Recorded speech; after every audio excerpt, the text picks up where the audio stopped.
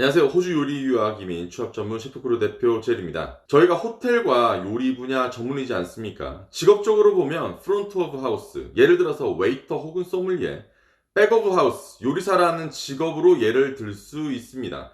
저희에게 문의를 주시는 분들 중에 요리 산업에서 FOH 쪽, 혹은 BOH 중 어떤 길로 갈지 잘 모르겠다 하시는 분들이 덜어 있어요. 그래서 오늘은 호텔 경영 유학을 중심으로 두고 요리 유학과 진로 등의 차이를 통해서 호텔 경영을 할까, 요리 유학을 할까의 선택에 있어 여러 정보를 비교할 수 있도록 도와드리겠습니다. 호텔 경영 유학을 선택하시면 호주에서는 영주권이 요리 유학보다는 힘듭니다.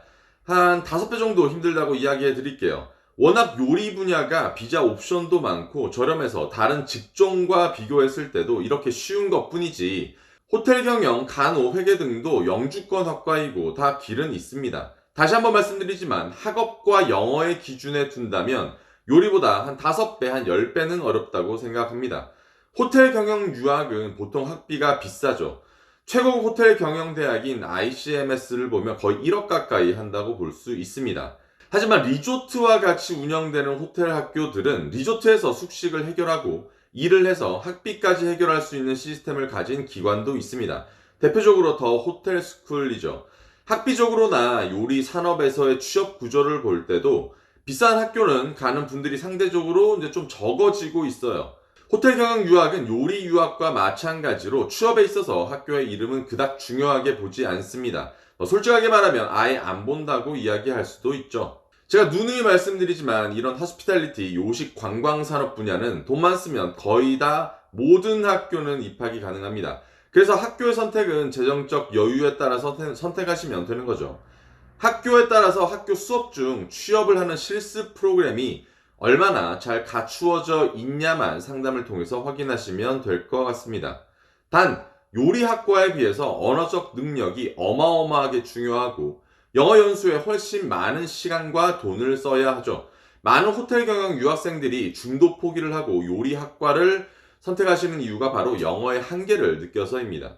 이름 있는 학교를 나왔더라도 국내로 바로 돌아와 봤자 훨씬 더 높은 이름을 가진 학교들도 많고요.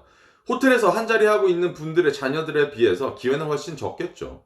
이 모든 걸 커버할 수 있는 것이 경력인데 본인의 영어 실력이 안 되면 이마저도 캄캄해지는 거죠. 그래서 영어 연수와 영어 공부는 이 과정을 선택하는 데 있어 중요한 능력이 됩니다. 또한 요리 분야는 2년제 준학사 과정만 들어도 되는 반면 호텔 경영은 웬만해서 학사 과정을 들으시길 바랍니다. 그런 학위를 받아야 최소한의 기회가 더 많이 생겨요. 즉 이 분야는 학벌도 본다는 거 알아두시길 바래요. 졸업 뒤 직업의 선택은 학교의 이름보다 학업 기간과 실제 일했던 경력과 영어 실력으로 크게는 2가지 회사로 가죠.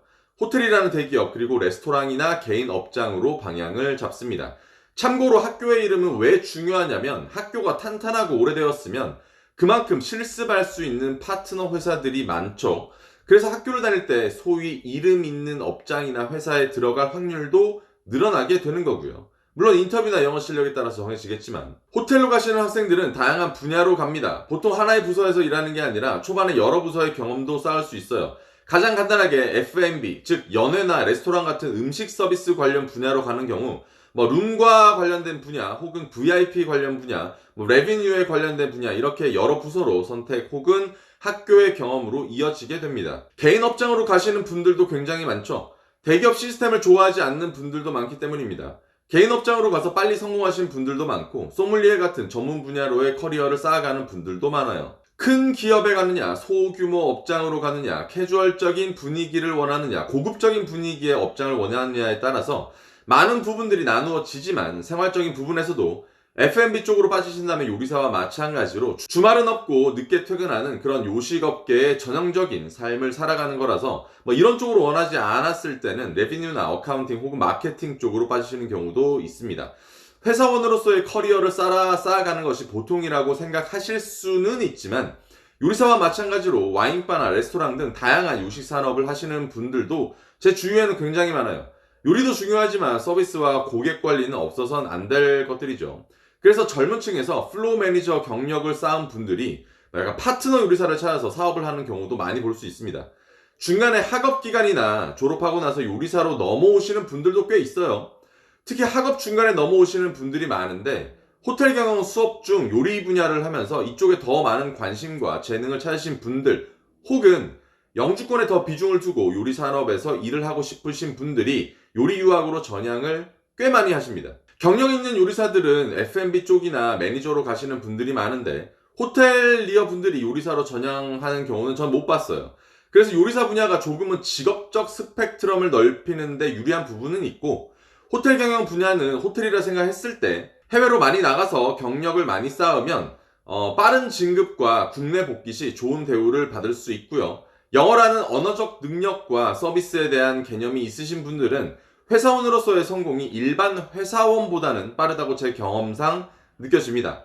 호텔 쪽은 어쩔 수 없이 많은 곳을 돌아다니면서 경력을 쌓아야 한다는 거 알아두시고요.